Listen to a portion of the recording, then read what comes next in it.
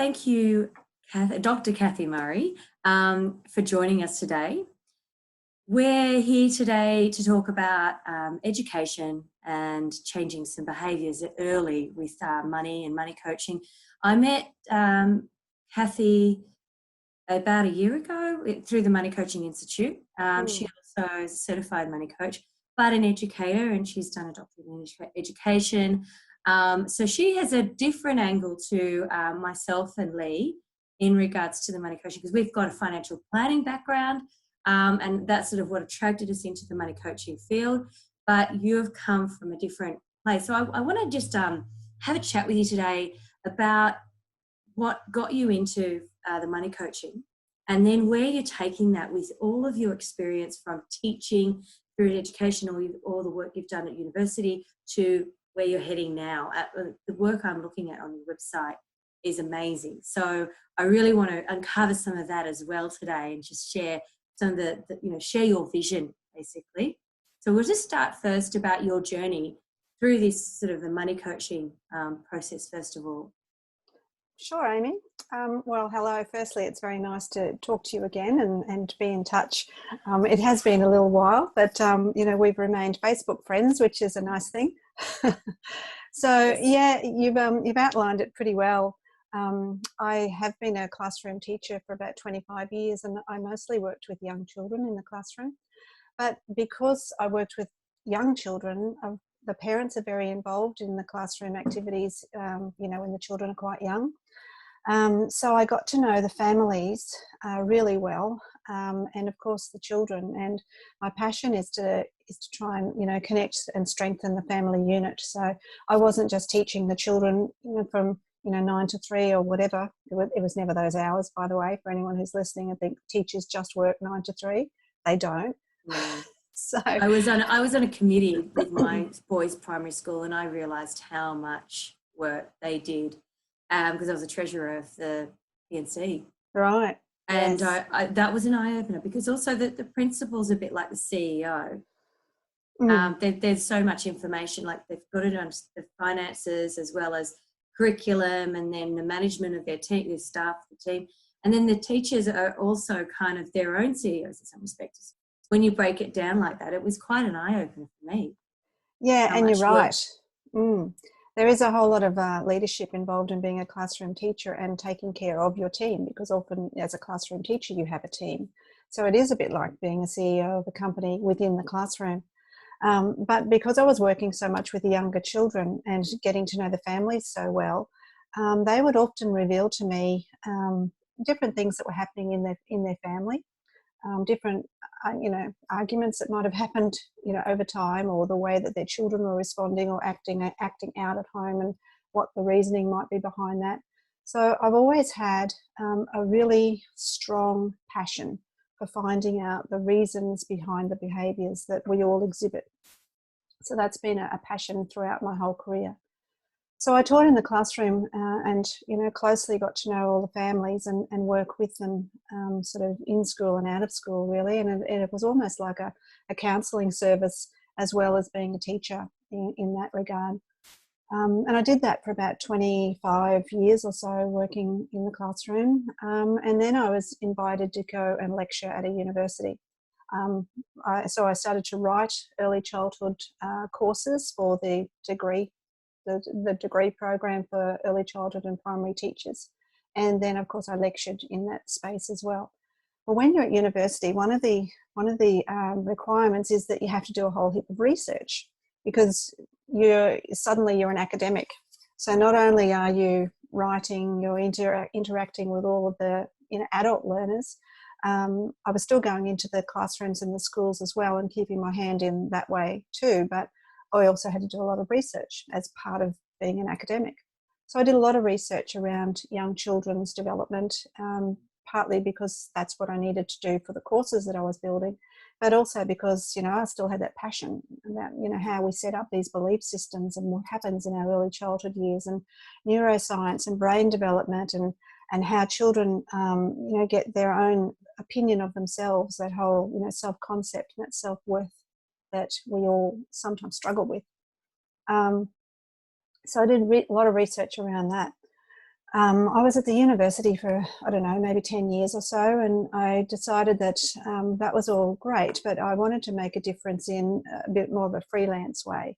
So I developed my own company and became a consultant in education. So I was still working with early childhood educators, teachers, parents, not so much the children, because I felt that if I could upskill or instill passion or reignite passion in teachers and early childhood educators and parents in their parenting, that was a way to support families, because I was teaching the adults and then they could instill that into their children.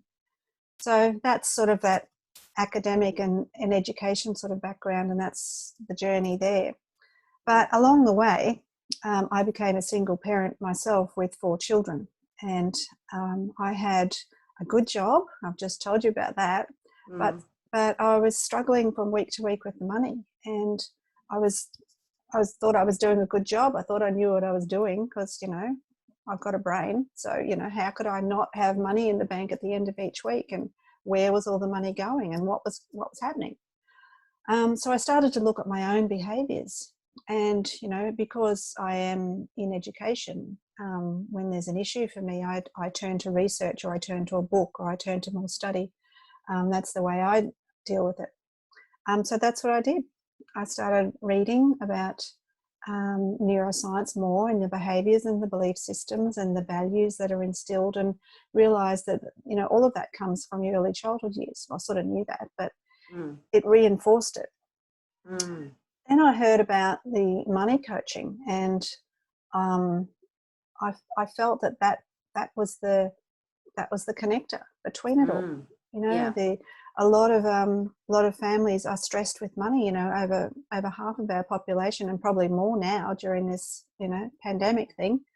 Probably more families now undergo money stress, and that's what I was suffering. I was money stress, but I was concerned too, not just about making ends meet, but the role model that I was for my children. I didn't want the children to see their mother as someone who couldn't manage money or was weak, or, I didn't want that. I wanted to be a strong role model as a mother, but also a strong role model with managing my life. And a lot of my life revolved around finances.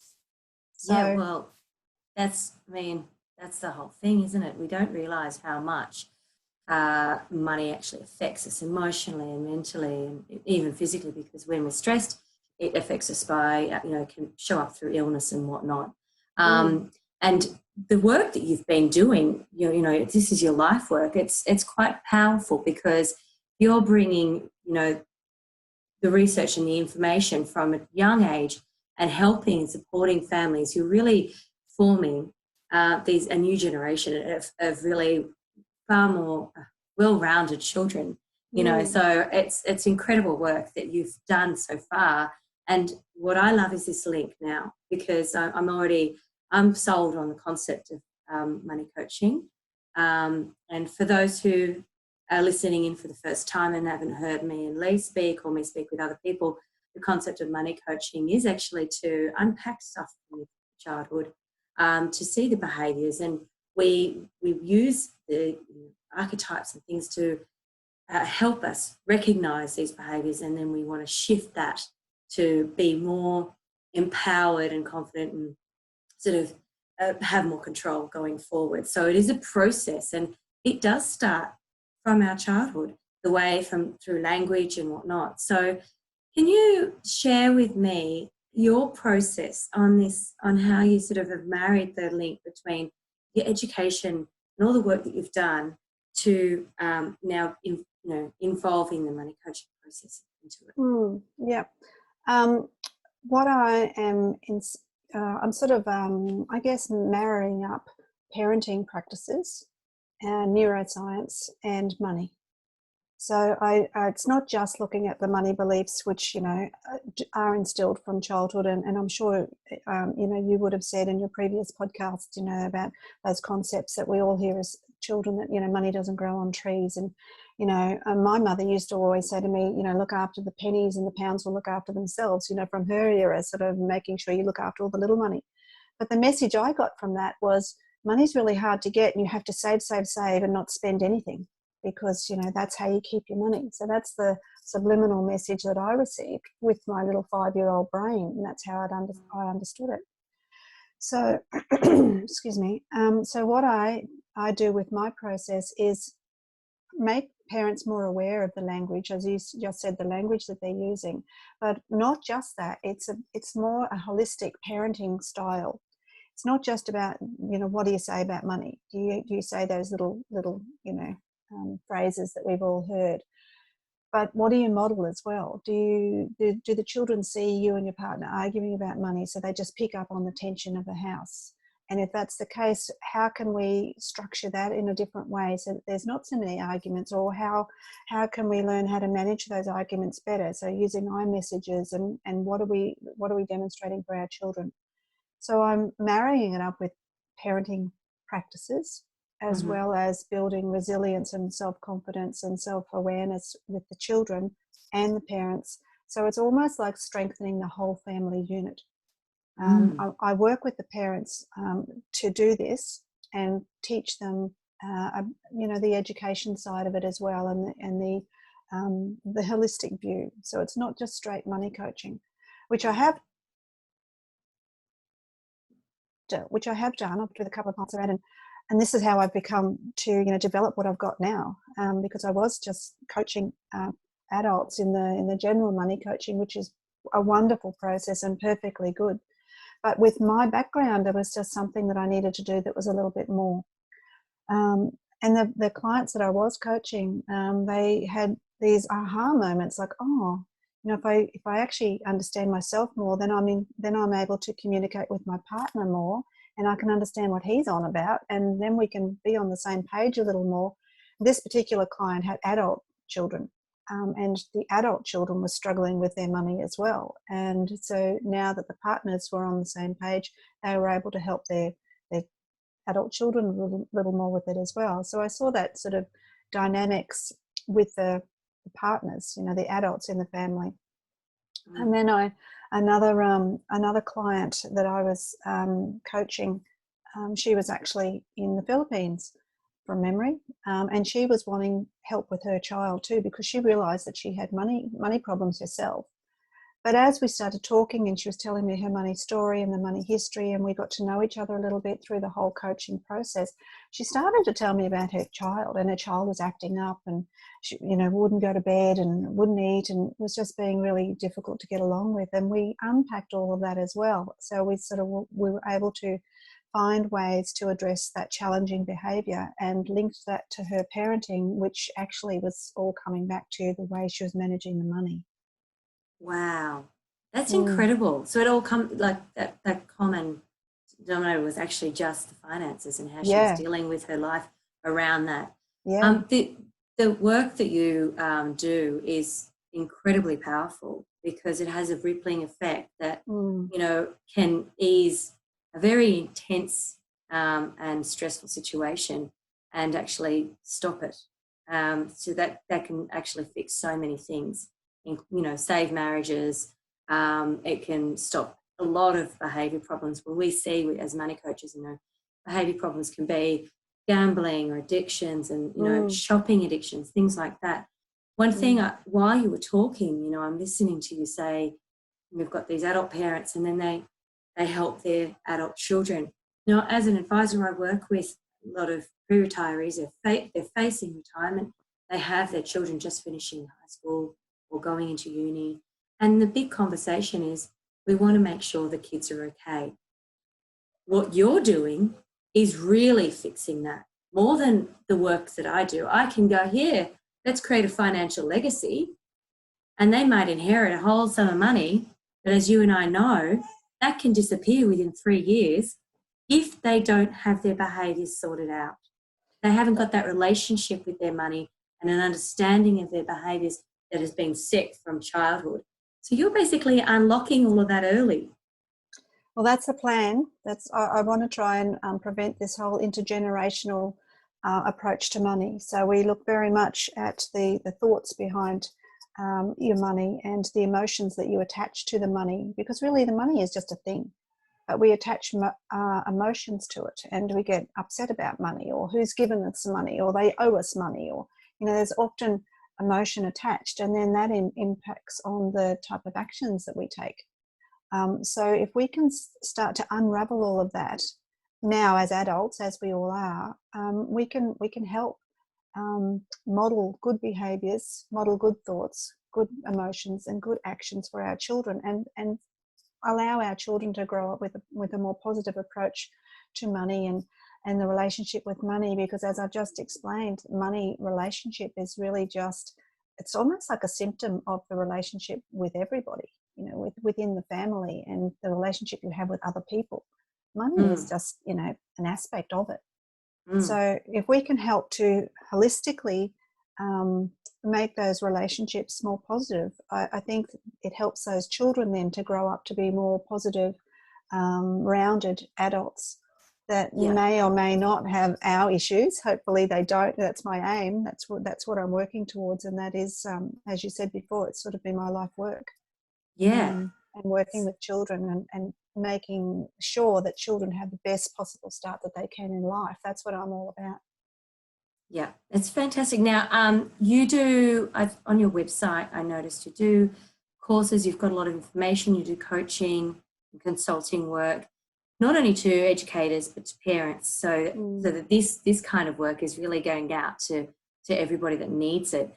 So people can find you on futurestrongeducation.com. And is there other avenues that they can follow you? Are you on social media or other places? Yeah, Amy, I'm just about the website. If people go to the website, I'd encourage you to come back again next week, because I've just been in the process of refining a money quiz, and it's a money beliefs quiz that people can take for free on the website, but we're just having the final tweaks made for that. And there's going to be a course coming soon as well. That's to be released very soon as well. And as I said, I've been working on this for quite some time, and now it's all sort of come together. I'd also love anyone to find me on Facebook, Future Strong Education on Facebook, and just send me a private message and tell me what you thought about the message that I've given today in the podcast and the conversation. If you've got any comments or any questions, please feel free to reach out and hit me up with some questions, and I'll try and help you the most I can. Absolutely. So there's that way. So there's the courses, and there's one-on-one coaching if you're interested in that as well. So, but in the first instance, just reach out, even just to say hi, or just tell me your thoughts about what we've talked about. It'd be great. I'd like to get you on this again, because I think there's just so much to the work that you do. I'm getting Lee back on there on the podcast as well. We're going to do some sort of introduction to some of the process of the money coaching, and introduce the concept of, say, talk about what the innocent archetypes are, and break it down so people really start to understand or get an idea, a glimpse into the kind of work that we do as coaches. But because the work you do, I feel is just it's quite more, well, it just offers another it's just another layer, it's another dimension, I guess, to the great work that you already do. So it's just looking at it from a different slant. And as a parent, and I relate to you exactly what you said, being a single parent, and then all of a sudden going, and this is a rude shock for me as a financial advisor, when you're on a single income and I have 3 boys, and I just started my business. It's like, everything at once. I don't have the regular income from when I was working in a bank or I was also in a financial planning firm, and now I'm out on my own. I was sort of getting income in from having to work in a restaurant and a cafe just to bring in extra stuff. But even so, I had to really hone in and be really disciplined and think about my finances more than I've ever in my life, even though I do this for a living. So I know that there are a lot of families, and this is something I talk to my clients. I deal with a lot of mums and dads, the accumulated space as well. So they've got their mortgage, they've got their kids in school or in childcare, which is even more expensive than school. Yeah. And they're earning good money, but they're going, I have nothing to show for it. And, often it's not about the financial plan, or sometimes there's some information there that I can give, there's some tools I can show, but I can see that there's a lot more work that can be done, which is why I love the money coaching process. Because of this, I think with what you're doing, the powerful work that you're doing is you're actually, unlocking stuff that we as parents don't know how to do for our kids, even for ourselves. So I'm really excited to understand more about what you're doing, and I would love to get you back and go through maybe more of the process, and we can break down some of the stuff that you're doing with your clients and maybe some exercises that you could share. Or if you have anything you wanted to share today, just a simple little exercise, a parent like me, because I've got teenage boys that just have a fit thing of expect stuff, that money is growing on trees, and they're of a generation where, and my daughter's generation is going to be exactly the same, I suspect, is that there's instant gratification everywhere. Absolutely. It's here on the phone straight away, Have you got any tips or exercises you could share about that, or potentially come back in the future with about that kind of thing? I'd love to join you again to start with. That's the first point. Right. I think with young children, it's important to actually give them some cash, give them some money to hold in their hand, because young children often don't see that. They don't see the relevance between the actual cash, the working in the cash. They see money coming out of an ATM, or they see us using some type of card, and voila, next thing we've got these products. But there's no real exchange of money. So there's no value of money. And the other thing is to just identify with the children, your teenage children, as well as primary age, as well as the young ones. What's a need and what's a want? Because they're different. You don't actually need everything. So we've got this amount of money. What do we need and what do we want? So differentiating that as well. And I guess the third point, just quickly to tell you as a bit of a takeaway, I suppose, is just be mindful of the language that you use. Think about what you say when you're talking about money, and like, oh, I can't afford that. Rather than say that, say, oh, that's not a priority at the moment. So, it's just that change of language. So it's not, there's scarcity, there's lack. Oh no, I haven't got enough money, I'm guilty of that. Me too. I've done it. I've done the same thing with my children, and I've said to them too, money doesn't grow on trees. And what do you think? I'm made of money? I've said Am all I that. Your ATM? That's exactly it. We've all done it. And that's the other part of this coaching. It's not about beating yourself up, or it's not about saying what a bad parent you are. It's about now thinking, okay, where did that come from for me as an adult? Where did that come from? Okay, so now that we've unpacked that, let's change it now for our own children, so we can break that intergenerational flow with this whole money, with the money stress that we all seem to suffer. Yeah, I mean, and the money stress we all seem to suffer, that's a very powerful sentence, because when you consider, and this is why I'm loving what you're doing, if we can actually fix this early, nip it in the bud, it will stop all sorts of, stressful, sometimes horrible, sometimes abusive outcomes that can be caused because of financial stress. Yes. And we're in, right now, I'm calling it, yes, we're in a health pandemic, but it's actually a financial pandemic.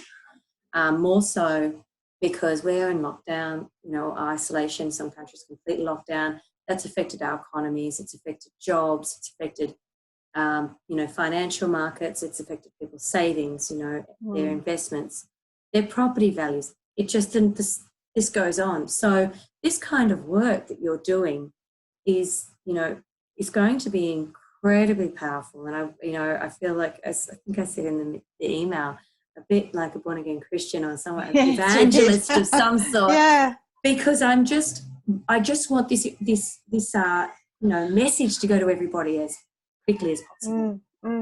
I'm with you. I'm right there with you, because I think so too. I think this financial issue that we have now with this whole pandemic, and even just normal financial stress, impacts children and families so much. And I'm all about strengthening families. Yeah. So that's that's my passion, and to give children the very best start in life that they can. So and to do that, we work with the adults. Fantastic. Well, I'm really looking forward to seeing more of this. I'm just going to reconfirm, just share where people can touch base with you. And I did see on the website yesterday that there was a coming soon. Money quiz, yeah. So that's a beliefs money quiz. So we unpack, or you, when you take the quiz, unpack your beliefs around money. And then we do a follow-up with you to sort of expand on it a little bit more, so you have greater understanding. And then, you can continue on with a course that's soon to be released on the website, or we can do some one-on-one coaching, whatever is going to work for you. And the other way is to contact me through Facebook. So Future Strong Education on Facebook, and just send me a message, or however you want to contact me, that's all good. There is a contact page on the website too, if you just want to send me a line through there. So futurestrongeducation.com. So that's excellent. me.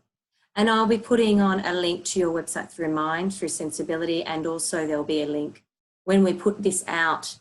People will be able to touch base through that way as well. Thank you so much for joining us. I really appreciate this, and I can't wait to see and speak to you more about this fantastic work that you're doing. Thanks, Amy, and it's my absolute pleasure to chat with you this morning. Thanks. You're absolutely welcome.